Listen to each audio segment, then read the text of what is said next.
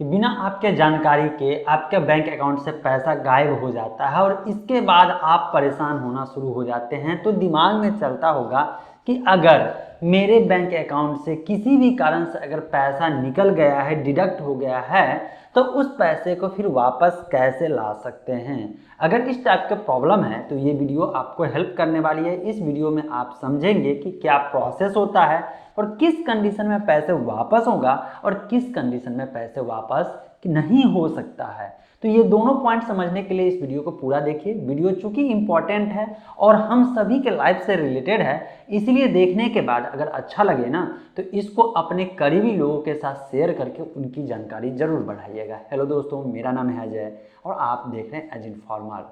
आज के डेट में सभी लोग डिजिटल हो रहे हैं और डिजिटल इस कदर हो रहे हैं कि आज के डेट में अगर देखा जाए कि मोबाइल बैंकिंग या मोबाइल बेस्ड जो है पैसे को ट्रांसफ़र करना, इसकी पॉपुलैरिटी बहुत ज़्यादा हो गई है और ये आप खुद में फील कर रहे हैं। आज छोटा से छोटा काम करने के लिए हम लोग क्या करते हैं कि यूपीआई बेस्ड ट्रांजैक्शन भी करते रहते हैं, लेकिन जैसे ही डिजिटल ट्रांजैक्शन करते हैं तो एक प्रॉब्लम कॉमन देखने को मिलता है। और ये प्रॉब्लम क्या होती है? ये प्रॉब्लम होती है कि आपके साथ जो है बैंक अकाउंट में कभी पैसा ट्रांसफ़र हुआ और पैसा रुक गया या किसी टाइप का फ्रॉड हो गया।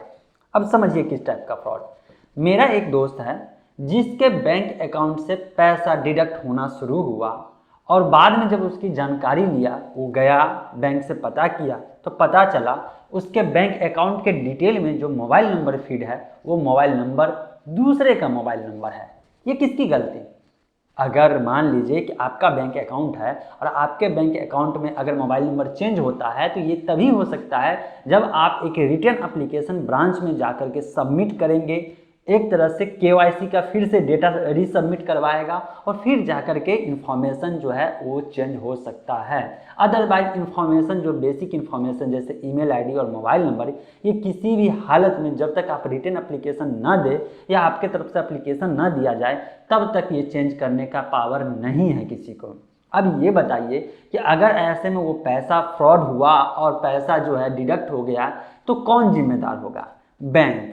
अब एक बात जान लीजिए कि अगर आपके बैंक अकाउंट से किसी भी कारण से अगर पैसा डिडक्ट हो जाता है और जब पैसा डिडक्ट हो जाएगा तो आपको 3 दिन के अंदर बैंक में जा करके एकदम कंप्लेन करना है। कोशिश करिए कि जिस समय आपको पता चले और उसी समय अगर इस टाइप का जो है पैसे इधर से उधर हुआ है और आपको जानकारी नहीं है, जानकारी नहीं का मतलब कि विदाउट आपके परमिशन से हुआ है ये चीज़, तो आप तुरंत रिपोर्ट करें। अगर दूसरे जगह है तो मैं यही कहूँगा कि दूसरा दिन जाते जाते आप रिपोर्ट कर दीजिए। और एक सलाह मैं यहाँ पे देना चाहूँगा कि जब भी आप रिटर्न कंप्लेंट डालें तो उसका एक जीरोक्स मतलब फ़ोटोकॉपी ले ले और फोटोकॉपी का वो जो है रिसीविंग जो है जिसको सबमिट करेंगे ब्रांच में जाकर के, बैंक में जाकर के, वो रिसीविंग कॉपी अपने पास रख ले। क्यों?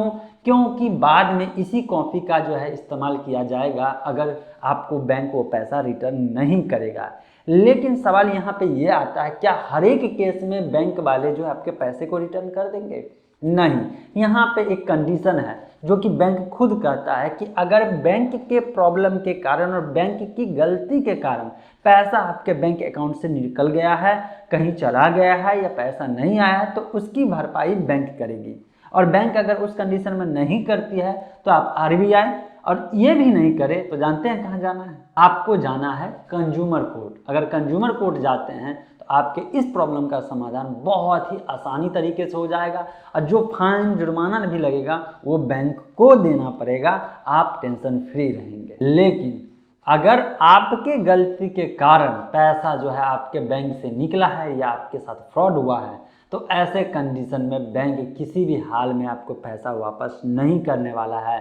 और ये रिसेंट जजमेंट जो हुआ है उसके अनुसार मैं बोल रहा हूँ, क्योंकि देखिए मान लीजिए कि अगर आप यहाँ पे मान लीजिए कोई ऐसा गलती कर लेते हैं जिसमें पूरी की पूरी आपकी जिम्मेदारी है। और गलती कौन कौन सा, इस चीज़ को पहले समझ लेते हैं। देखिए बैंक हमेशा से आपको कहेगी कि आप ओटीपी किसी के साथ शेयर ना करें, किसी भी हाल में शेयर ना करें।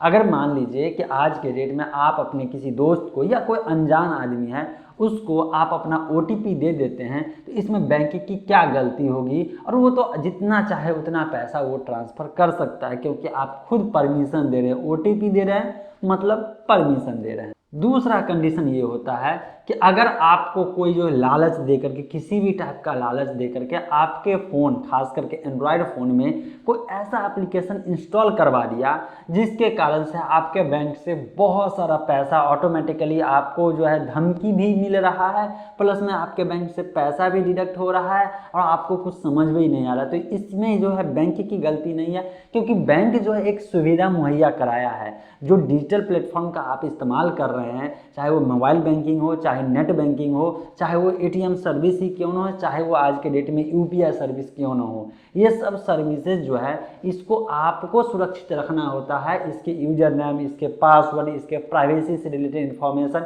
ये सब आपको सेव करके रखना है। अगर आप इसको सेव नहीं करना चाहते हैं, आपको लग रहा है कि यार नहीं हो पाएगा, आपको समझ नहीं है टेक्नोलॉजी का, तो बैंक सीधा कहती है आप इस चीज़ का इस्तेमाल ना करिए, आप फिजिकल काम करिए, क्योंकि ये जो भी चीज़ है डिजिटल प्लेटफॉर्म का इस्तेमाल कर रहे हैं ये आपके सुविधा के लिए है, इसकी सुरक्षा की जिम्मेदारी भी आपकी है।